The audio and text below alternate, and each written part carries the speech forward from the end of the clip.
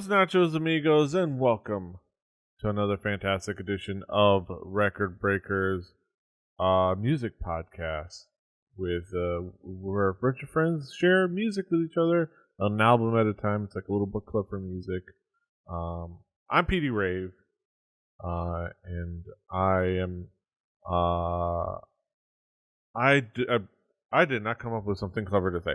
I'm PD Rave, and I have no plans. I'm currently your man with no plan. Finally. Here with me is my team, my squad, my crew, my quorum, my conglomeration. We've got David. Buenos tacos, muchachos. We've got Matt. I'm here. And we've got Brett. So, like, you stand next to the bat signal and you just sing your heart out, and then like cut the clips of nipple Batman, and then you play that over and over on VH1. Mm-hmm. And if you're lucky, Nicole Kidman might show up. I mean, or Jim Carrey. Or Jim Carrey. Sure. Yeah. Wow. Wow, this is going to be an informative episode of the Record Breakers. We're here. We're trying not to think about what Jake Snake Roberts is talking about right now as we things are muted, or whether he's going to get canceled. Almost assuredly. We're going to talk about music. We're talking about an album, and the provider of the album is none other than David. David, what album do you have for us this week? PD Rave, Record Breakers, listeners, and fans. Normally, I would love to come on the podcast when I have an album to introduce and tell you that I have some kind of history or backstory with it, but I honestly don't. I was looking through artists to choose, and I felt like maybe something R&B, and I decided upon British recording artist Seal. And at the time, when I picked this particular album, I actually did not realize this was the album that featured his mega smash hit, Kiss from a Rose. And this is his self-titled second album from 1994. Mm-hmm. AKA Seal 2. Electric Seal. The second self-titled. Like, we're getting a lot of those. Yeah. Yeah, let's talk about expectations. Let's go first with Brett. Brett, what were your expectations coming into this album? No, I knew, like, there are songs on this album that got pretty big radio play. I did not know those songs were on this album. I didn't even know Kiss from a Rose was on this album. I only know that that's on the Batman Forever soundtrack, and I don't know which Seal album it was on. So, like, I was kind of surprised when I dug through this and was like, oh, hey, I know more of this than I would have ever thought, even though it's 25 years old information. Mm-hmm. Matt, what were your expectations coming into this? I'd listened to Seal before. It had been a while. This is a CD in my large collection of the collection titled CDs I got for $1 at half price. Really? And yeah. You picked this up. Wow. I mean, when it's $1, it's a pretty low investment. Did you ever actually listen to it before the podcast? Yeah. No, I listened to it a while. I remember studying to it a few times. I actually went back and checked. It looks like I put it in iTunes in 2013. So I was like, I kind of remembered, like, is that the one that has Kiss from a Rose? I think it is. And yeah, it was. So, you know, I've actually played 2 different arrangements of Kiss from a Rose for classical guitar. Wow. One as an ensemble and one as solo. So there's that. Yeah. So, like, is I wonder if Seal is like that your generation's, like, Simon and Garfunkel's greatest hits, like the album that just exists in somebody's CD folder. Huh. I don't know. That's weird. That it's weird that like I would in a million years would not have guessed that you had that in your like your stack of discs. We're both learning things today. Yeah. Yeah. I remember Opening minds. Opening minds and opening hearts. Yeah, I remember this time and these sounds and Seal. I remember Seal. I remember that when this came out, vaguely, but that's just because I have bad memory. But I was alive at the time. This came out when I was 11 years old, 10 going on 11. So like this was something I was definitely aware of. It probably wasn't on the radio stations I was listening to, but it was something that I might have like come across while I was searching back and forth between the two rock stations that we have here in Miami that we had. There's an expectation, but we'll have to talk about what we got and what we actually dived into. Going back on this, David, how would you describe this album musically? Minimalist R&B. I think that this fits in a very small pocket of its time in 1994. A lot of these songs sound like they would have been great in car commercials, and not necessarily saying that negatively. The songs are all well arranged, well produced, tightly written, and you hear Seal's ability to harmonize and write vocal melodies, and he's very, very good at those things. And it's all under a not so overly produced, leaning more towards adult contemporary than full-on soul side of R&B, and feeling maybe a little bit more accessibly pop than a lot of R&B would be. This would probably be an album that would have been played growing up on one of the stations that I didn't listen to, but it was either the adult contemporary station or the R&B station. Probably more on the adult contemporary station. I think it was for me. It was Planet 103.5, where I would guess this would be, at least at the time. It would be the same station that would I would get when I was trying to make my mixtapes. I would go to get Michelle to get I'm a bitch, I'm a lover, I'm a child, I'm a mother, whoever sang that song. I think for me it would have been 100.3 WNIC or the very much still around Mix 92.3. Terrestrial radio. Yeah. Oh mm-hmm. Rest in peace. Yes.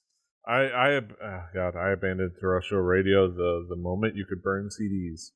Yeah. I remember that. People. A lot of other people, it took Bluetooth in your car and things like that. Nah, as soon as I can make my own CDs. That kind of coincided with me and my prog rock discovery, burning CDs, and that was it. Yeah. For terrestrial radio. Yeah. Yeah, Matt. Oh no, Brett. Follow order. We have to follow initiative order. Brett, how would you describe this album musically? Well, I mean, I'd probably come at the complete opposite way. I thought this was very like, yes, this is adult contemporary as shit. But it is also that very mid '90s adult contemporary thing that was going on. That was like there was a lot of weird use of ambient synthesizers, selective use of modulation. The songs have like a lot of punch with a lot. They bring orchestra in for a lot of things. If you look at the liner notes and the people, there are a lot of people who played a lot of instruments on this album. But it's an R&B groove. There are some stereo effects. There are multi-track harmonies where the one vocalist does harmonies with himself, that kind of thing. All that good stuff. But when you think of adult contemporary, it's not quite on the Michael Bolton end of things. Yeah. But it doesn't. Because it adds there's some little doses of almost like fusion or like world music type things going on, like as like you'll hear something similar to like the world's worst MIDI trumpet on this, but like they'll also have like piano, like straight up piano in an empty room going off kind of sound. It kind of reminded me the whole time I was listening to this, it was like that album that Sting came out with around the same time as this, like where there's like you're gonna hear a lose my faith there's gonna be like a digital beat, but like there's a guy in a harmonica blowing it through a microphone, going through a flanger, like it's like what but that's what people were doing, and it was a little out there, but this definitely has like the definite radio friendly hook, and there are songs that got the shit played out of them on radio, that moms across the Midwest were tuning into on a regular basis. I have it on good authority. Yeah. Matt, how would you describe this album musically? The vocals were, I mean, they're very well done. Very kind of lush, lush harmonies, lush effects on the lush harmonies. I noticed there was a lot of arpeggiated guitar, and usually I'm pretty sure nylon string, but plugged in, not mic'd. But like that's the telltale sound of a plugged in classical, because it never sounds quite right. A lot of slap bass, which is always enjoyable to some extent. Slapping the bass, man. Slapping the bass. Yeah. And overall, just really well produced. I do want to shout out. A few episodes back, I was complaining about the lack of artist credits. This this album, like they got partway there, in that everybody who played on it, and I guess I could have grabbed my CD to be sure, but on Wikipedia, it is a giant block of text. And what did Amp Fiddler play? Yeah, Seal vocals. These guys, principal musicians. Gigantic block of text, musicians. Yes. Well, thank you. That's very helpful, Seal. But also, Jeff Dudley Beck was in there at some point. Yeah, Jeff Beck showed up somehow. And Dudley and Will Malone provided string arrangements, so you got there that. You go. God, that's just like it's Rita Manning, from the South London Mannings. I don't know. It's like only the other thing is there's only like it's only hyperlinked on like William Orbit. An eighth of them. Yeah. They Pino did get Palladino is a great name. Pino Palladino. I did see that one. He played there with some John $10 Mayer names here.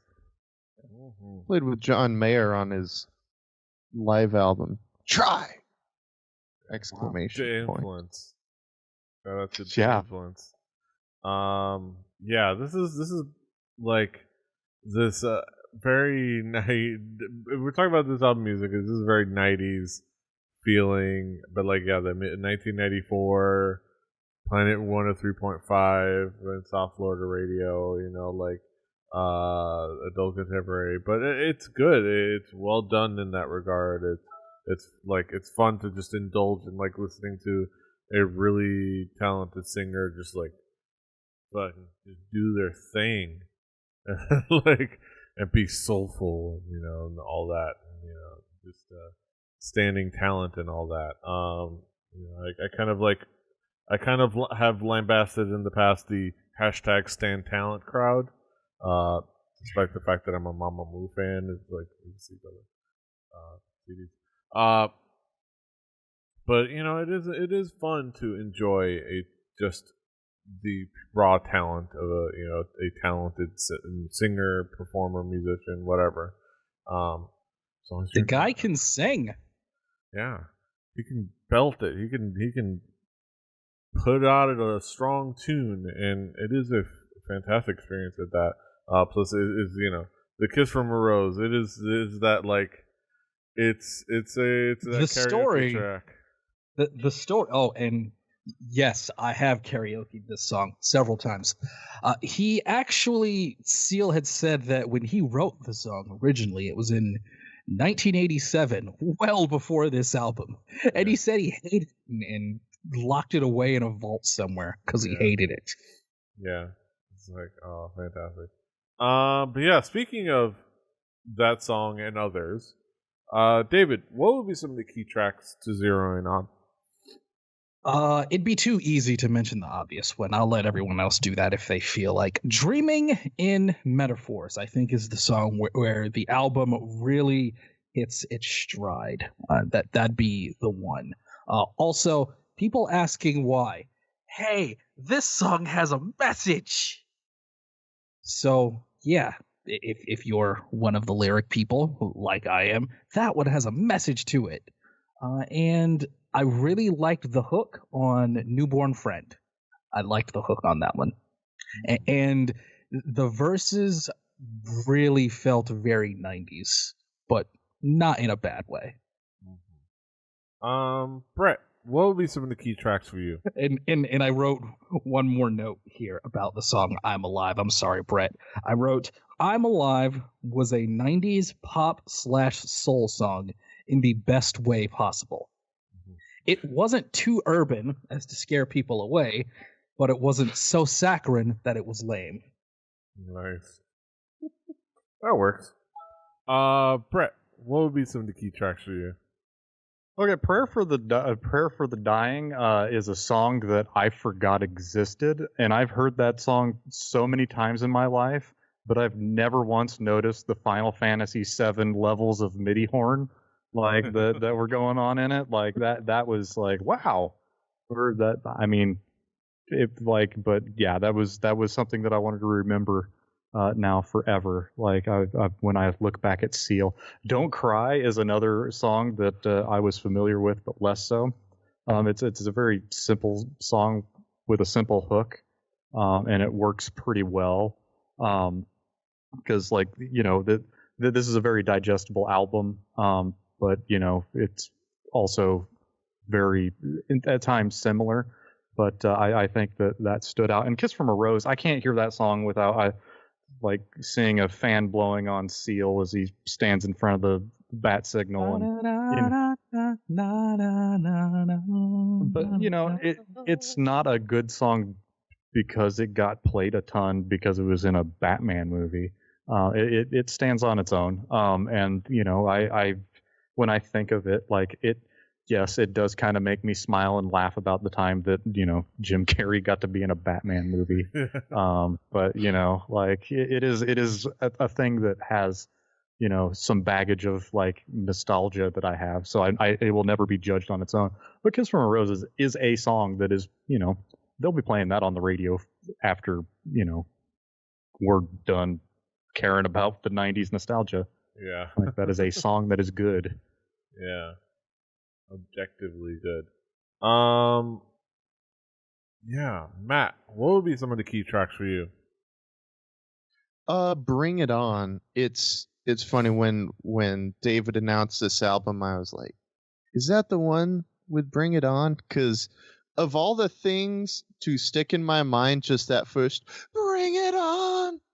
That if I was going to like, that's my memory of this album, even more than Kiss from a Rose. Just that first exclamation to Bring It On.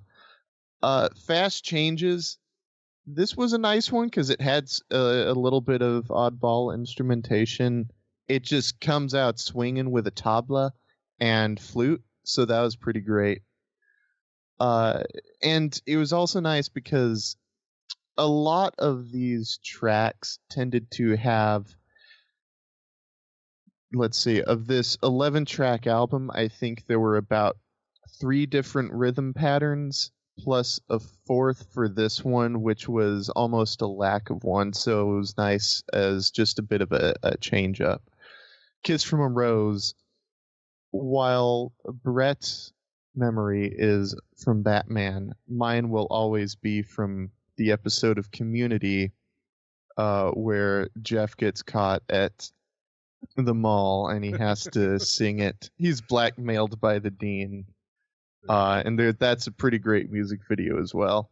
Yeah. And this one, it would have been fun to have, like, I should have just sat down before I listened to it again and just tried to play from memory the guitar and see how close I got to the arrangement. Because, like I said, I played this in an ensemble, and then I was playing at a wedding, and they're like, "Can you do Kiss from a Rose?" Yes, sure, why not? And it's actually a little hard to play on guitar solo because it changes between G major and G minor, kind of, and so I don't know, it's some weird chords that's not fun to play. It's definitely a vocal song. Yeah, just trying to the different shapes. And if I could, apparently this was a duet with Joni Mitchell. I would call I think they're being pretty liberal with the term duet. I usually expect a little more back and forth rather than with Joni Mitchell as guest backup vocals. Yes, it's definitely not Louisiana Woman, Mississippi Man. It's yeah. I will say, let it not go unsaid that Jim Rash, Academy Award winner, is not a national is a national treasure. Absolutely. Yeah, I mean, there's not much else to be said. All those songs. Kiss from a Rose is that quintessential karaoke track. I'm sorry, Petey. And it is fantastic. It's I will say have I sung that song with you at like Dragon Con or something? Did I do that? I might have. Not at Dragon Con, because Dragon Con the karaoke at Dragon Con is so like jam packed. Has always been. I've never even bothered going at it, like, because that one is it's always so jam packed that you might as well not even try to sign yourself up. But I'm sure we've done other things where we either sang along to it or whatever. But yeah, there's so many, like, I would say if I could, with Joni Mitchell showing up there, I would say that the line is like, if I could, I would, which is nice. I heard the rejected version of that lyric was, I would if I could, but I can't, so I won't. I think they went with a nice, better final version. I think it worked out better. Yeah. Let's bring it back around the horn. Talk about some conclusive thoughts. Brett, what would be your conclusion on this album as a whole? I mean, this is not something that I would normally listen to. If in a vacuum, this is not something that I would be like, oh, hey, that's great. But I have good memories, and I went and got all the Batman glasses from McDonald's, and I was there, and I enjoyed this when it happened. So hearing this will remind me of those sweet days, and the PlayStation. And it won't probably make it to my Summer Jams playlist, but it was a Summer Jam playlist of somebody's at one point. And whenever I hear it, I will probably think of both that. I will think of both the great turn of my childhood and also this episode, because I will always see that album cover and think, this was good enough to make it into old Matthew Walton's never-ending CD collection. So much so that it got uploaded in 2013. Kids out there, what we used to have to do with CDs is actually put them into the computers and pull the music data off and make the actual MP3 files ourselves. Yeah, because radio sounds like butt. Yeah. You need to get all the highest fidelity. We hit the rip. Or before that, we just had to play the CD in a CD player. In an actual CD player. Yeah. And sometimes that CD player was a Windows 95 computer, and you were kicking the llama's ass every time you put a CD in. Yeah. Or your PlayStation. Yeah, absolutely. PlayStation 1. Or your Sony Discman. because you were in college, taking it to college and listening to music on the light rail. That aside, did we already do Matt? Matt. No. Matt. I'm distracted. I have an opinion. Sorry. Just so people know, like, date this podcast, both DJ and I are kind of have a Kayfabe, Petey. We have an eye on some wrestling. Don't see the man behind the curtain. Kayfabe, man. Hey. We're getting a little distracted. Matt. No, we're not. We're great. Kayfabe. What would be your conclusion on this album as a whole? It's very pleasant to listen to. You know, I think I bought this because I'm like, oh, Kiss from a Rose. I played that in the ensemble. That was by Seal. Oh, look, here's a Seal CD. It's $1. It's kind of nondescript to me. Like I listen to it. It's nice for studying to and concentrating on something else. But I have a real hard time kind of paying attention to it. Yeah, it's chill R&B. You know what? This might be the chill hi-fi beats to study and relax to that I was asking for. Exactly. So thank you, David. It's good. It's all pretty nondescript though. It's pleasant. Yes. It's pleasant. I mean, it's all well made. It's all good, and there's more than just the one hit as far as like memorable tracks. But yeah, it could definitely come off as just kind of pleasant music that's there. 11 songs, 6 of them were singles. Wow, yes. That's a pretty good ratio. Yeah, not that's a damn good ratio. Not a lot of filler. And all of them were, many of them were successful singles. So this is a lot of killer, and I mean, music that is there and is pleasant to listen to. That is why adult contemporary exists. That's why the station I mentioned earlier and Light FM. Shout out to Light FM and Software Radio, your daytime workplace radio station. That's why those radio stations exist. Department store friendly. Doctor's office. Or the dentist's office. Yeah, the dentist waiting room, it all works there. But yeah, I mean, but that doesn't take away from that. This is quality stuff, and it's listening to Seal sing is still a cool experience. So overall, good. David, last but not least, what would be your conclusions on this album? I actually wrote this in my notes just for Matt. This is the chill vibe R&B album to study to that you probably studied to in 1994. I actually wrote that in my notes. Seal's vocal range isn't otherworldly, but it doesn't need to be because he's very good at melodies and harmonies. His talent is in his arranging and putting things that work with his voice. You can hear some of his jazz influence in a lot of this album. He recently released an album of jazz standards, so you hear in spots here and there some of his jazz influence.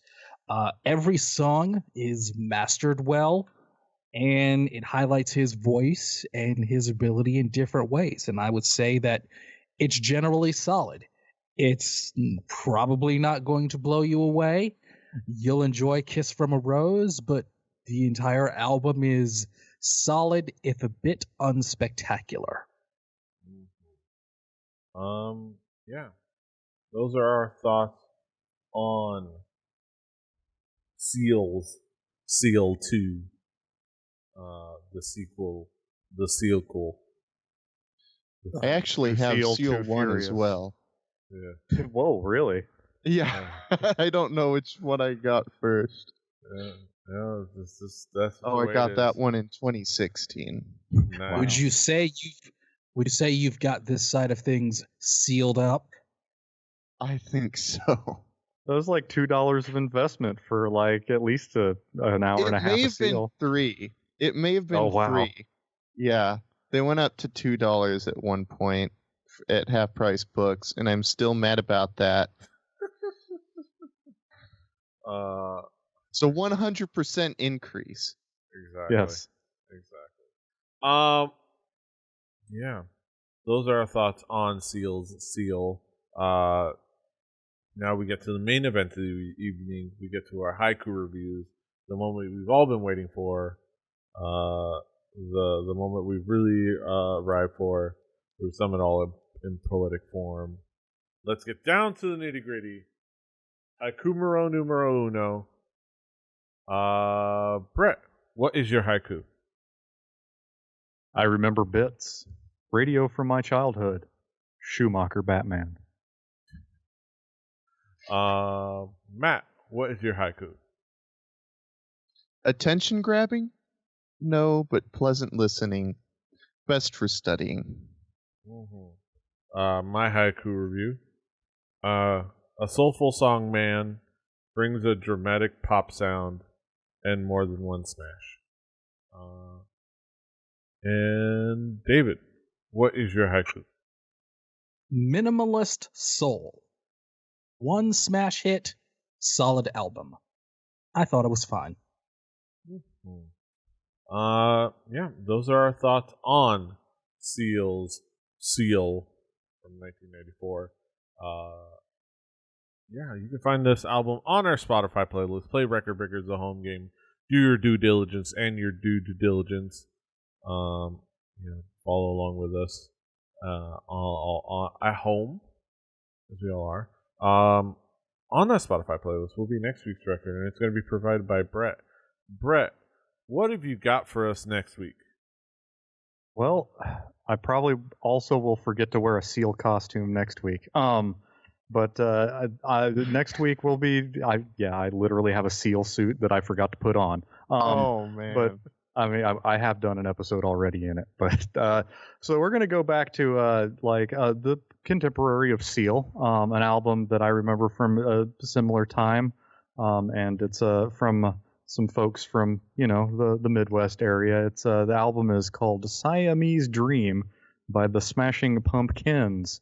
Everybody grab your phase pedals and then another phase pedal and set them up different ways and make some noises. And I wouldn't make you listen to the double album, so I was going to say Siamese Dream. Thank you for not picking it. Melancholy End of the Infinite Sadness. Thank you for that. Yeah. So look forward to that next week. As I save that in my Spotify over here. Look forward to that next week. But that'll be next week, and this is this week. And you can of course find us all over the internet. David is at Call Me DJM. Brett is at HibbittyBibbert, HIBBITYBIBBARD. Matt is at MReddickW. The show's at 4 Record Breakers. That's the number 4 Record Breakers. RecordBreakersPodcast.com. RecordBreakersPodcast@gmail.com. Rebelly.net for this and other shows. Rebelly TV on YouTube and Twitch. I'm doing more streaming there, including we're going to be streaming the podcast there as well. This and Hell YouTube when we start doing that again. So you can find things there where you can come here, hang out in the chat. Talk at us. We won't be talking with the chat, but you might type in the chat. I might ban you. Please. Yes. I don't think I'm even a mod in there. I am somehow, but I'm not. I'm on dereliction of my duties. Yeah. Yeah. Do all those things. Find us wherever you find podcasts: Apple Podcasts, Google Podcasts, Spotify, SoundCloud, a bunch of places. Like, share, subscribe, hit the bell, smack the walrus, spank the monkey, Shade sheepdog. Yeah. Until next time, hasta los huevos. And Kiwi us on Kiwi. Toodaloo. Rebelly Podcast, baby.